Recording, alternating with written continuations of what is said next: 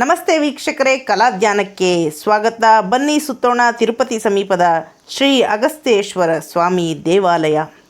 ಈ ದೇವಾಲಯ ಎರಡು ಕಾರಣಗಳಿಗಾಗಿ ಭಾಳ ಮಹತ್ವಪೂರ್ಣವಾದಂಥ ಅಂಶವಾಗಿ, ಅಂದರೆ ಮಹತ್ವಪೂರ್ಣವಾದಂಥ ವಿಚಾರವಾಗಿ ನಮಗೆ ಕಾಣಿಸ್ತದೆ.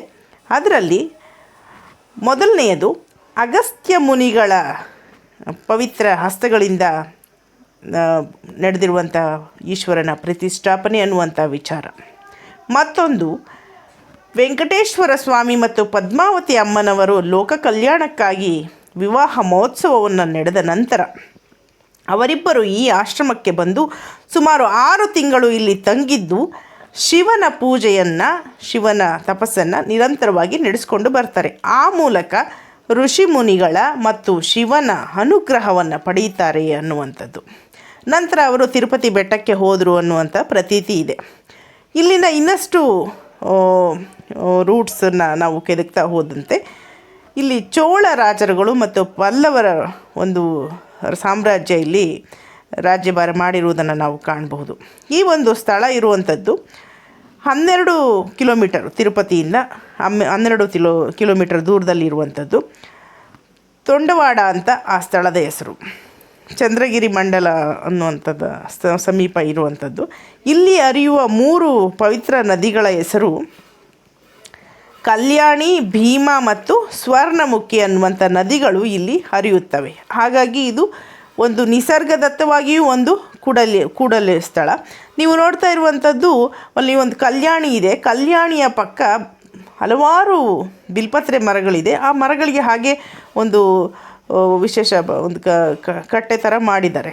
ಭಾಳಷ್ಟು ಶಿವನ ಸನ್ನಿಧಿಗಳಲ್ಲಿ ಬಿಲ್ಪತ್ರೆ ಮರಗಳು ತಂತಾನೆ ಬರೋದನ್ನು ನಾವು ಗಮನಿಸ್ತೇವೆ. ಎಲ್ಲ ಸ್ಥಳಗಳಿಗೆಲ್ಲ ಕೆಳ ಸ್ಥಳಗಳಲ್ಲಿ ಹಾಗೆ ಇರುವುದನ್ನು ನಾವು ಗಮನಿಸ್ಬೋದಾಗಿದೆ. ಇದು ಗಂಗಾಧರನ ಒಂದು ಸ್ಟ್ಯಾಚ್ಯೂ ಮಾಡಿರುವಂಥದ್ದು. ಇದು ಸ್ಥಳ, ದೇವಾಲಯದ ಆವರಣ ತುಂಬ ವಿಶಾಲವಾಗಿದೆ. ಭಾಳಷ್ಟು ಹಳೆಯದಾದಂಥ ಪುರಾತನ ವನ ಮತ್ತು ಬೃಹತ್ ಮರಗಳು, ಆಲದ ಮರ, ಈ ಥರದ್ದು ಅಶ್ವತ್ಥ ಕಟ್ಟೆ ಇದೆಲ್ಲ ತುಂಬ ಇದೆ. ಆ ಒಂದು ಕಟ್ಟೆಯ ಸಮೀಪ ಶ್ರೀನಿವಾಸನ ದೇವಾಲಯವೂ ಇದೆ. ಆ ಶ್ರೀನಿವಾಸನ ಇಬ್ಬರು ಪತ್ನಿಯರು ಜೊತೆಗೆ ಇರುವಂಥ ಶ್ರೀನಿವಾಸ, ನಿಂತಿರುವ ಶ್ರೀನಿವಾಸ. ನಂತರ ಒಳಗೆ ಹೋದರೆ ಹಲವಾರು ದೇವಾಲಯ ಇದೆ. ಅಲ್ಲಿ ಗಣೇಶ ಮತ್ತು ದತ್ತ ಮಹಾರಾಜರು, ಹನುಮಂತ ದೇವರು, ಹೀಗೆ ವಿವಿಧ ಹಿಂದೂ ದೈವಗಳನ್ನು ಪ್ರತಿಷ್ಠಾಪನೆ ಮಾಡಿದ್ದಾರೆ. ಬಸವಣ್ಣ ಅಂತೂ ಎಂದಿಗೂ ಇದ್ದೇ ಇರ್ತಾರೆ. ಶಿವ ಅಂದ ಕೂಡಲೇ ಅದು ಪಶು ಪಕ್ಷಿ ಸಂಕುಲಗಳು, ಜೀವ ಜಾಲದ ಸಂಕುಲದ ರೀತಿಯಲ್ಲಿ ಎಲ್ಲರೂ ಇರ್ತಾರೆ. ಹೀಗಾಗಿ ಇದೊಂದು ವಿಶೇಷವಾದಂಥ ಸ್ಥಳ ಆಗುತ್ತೆ. ಈ ನದಿ ದಡದಲ್ಲಿರುವುದರಿಂದ ಅದು ಒಂದು ವಿಶೇಷ. ಮತ್ತು ನಮಗೆ ಇಲ್ಲಿ ಒಂದು ಅನ್ನದಾನಕ್ಕೆ ಅವಕಾಶ ಇರುವಂಥದ್ದನ್ನ ನೋಡ್ಬೋದು. ತುಂಬ ವಿಶಾಲವಾದ ಸ್ಥಳದಲ್ಲಿ ಮತ್ತು ರೀಕನ್ಸ್ಟ್ರಕ್ಷನ್ ಆಗ್ತಾ ಇದೆ ಈ ದೇವಸ್ಥಾನ. ಅಲ್ಲಿ ಒಂದು ಲಿಂಕ್ ಸತ ಕೊಟ್ಟಿದ್ದೀನಿ ನಾನು. ಆಸಕ್ತರು ಅಲ್ಲಿಗೆ ದಾನ ಧರ್ಮ ಮಾಡುವಂಥವರು ಖಂಡಿತ ಮಾಡ್ಬೋದು. ಪ್ರತಿನಿತ್ಯ ಅನ್ನದಾನ ಇರುತ್ತೆ. ಅಗಸ್ತೇಶ್ವರ ಸ್ವಾಮಿ ಮತ್ತು ಪಾರ್ವತಿ ಅಮ್ಮನವರ ಸನ್ನಿಧಿಯನ್ನು ನೀವು ಗಮನಿಸ್ಬೋದು. ಸ್ವಾಮಿಯ ಸನ್ನಿಧಿ ಭಾಳ ವಿಶೇಷವಾದ ಅನುಭವವನ್ನು ಕೊಡುತ್ತೆ.